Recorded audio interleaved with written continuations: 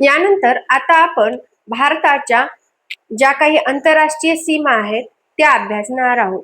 भारताच्या आंतरराष्ट्रीय सीमा अभ्यासत असताना जो भूभाग आहे याला 15,200 किलोमीटर इतकी आंतरराष्ट्रीय सीमा लाभलेली आहे, ज्यामध्ये 16 राज्य आणि 2 युनियन युटी म्हणजेच केंद्रशासित प्रदेश, या 16 राज्य आणि 2 केंद्रशासित प्रदेशांना आंतरराष्ट्रीय म्हणजे दुसऱ्या देशाच्या सीमा लाभलेल्या आहेत.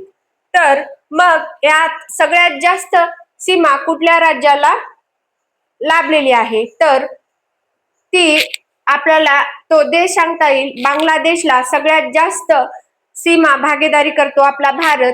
त्याचबरोबर दुसऱ्या नंबरला येतो चीन, तिसऱ्या नंबरला येतो पाक, चौथ्या नंबरला नेपाळ, 5व्या नंबरला म्यानमार, 6व्या नंबरला भूतान आणि सगळ्यात छोटी 106 किलोमीटरची सीमा ही आपण अफगाणिस्तान बरोबर शेअर करतो. मग यामध्ये आपल्याला एक ट्रिक सांगता येते, बचपन में MBA. आता ही बहुतेक जणांना ट्रिक माहिती असेल.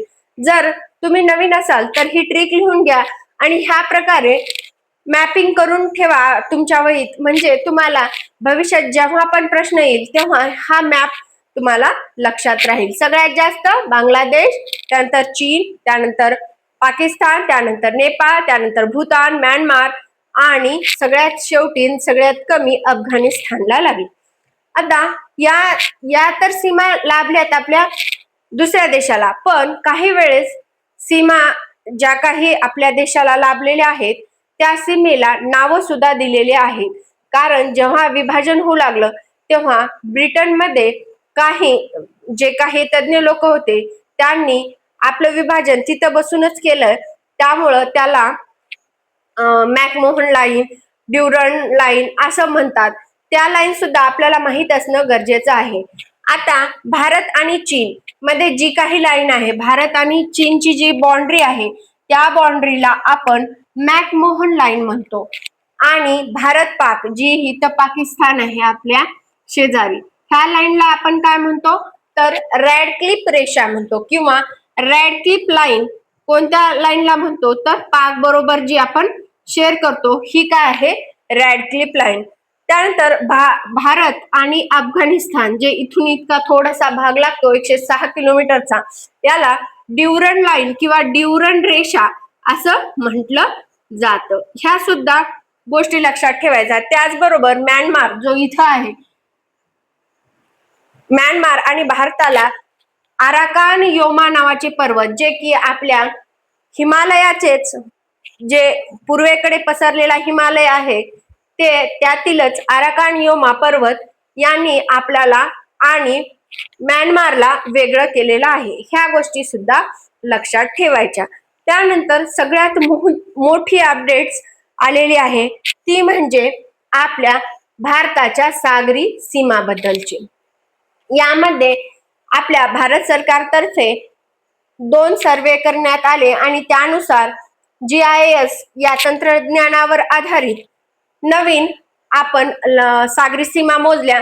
त्यामुळं सटीकपणे आपल्याला त्या सागरी सीमा मोजण्यात आल्या आणि त्यानुसार आपल्या भारताच्या सागरी सीमा झाल्यात आता 11,098.81 किलोमीटर.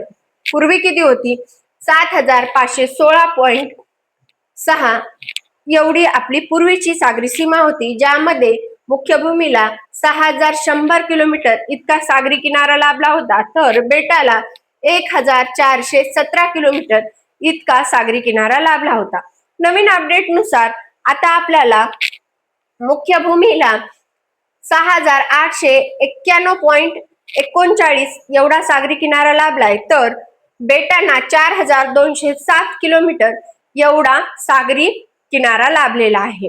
मग हा सर्वे कुणी केला तर सर्वे ऑफ इंडिया आणि नॅशनल हायड्रोग्राफिक ऑफिस या दोघांनी मिळून जे काही GIS तंत्रज्ञान होतं ते वापरून ह्यांनी मोजणी केली आपल्या सागरी सीमाची आणि ती अधिक म्हणजे अपडेटेड हे तंत्रज्ञान असल्यामुळं सटीकपणे मोजणी झाली आणि त्यानुसार आपल्या सागरी सीमा ह्या वाढलेल्या आहेत.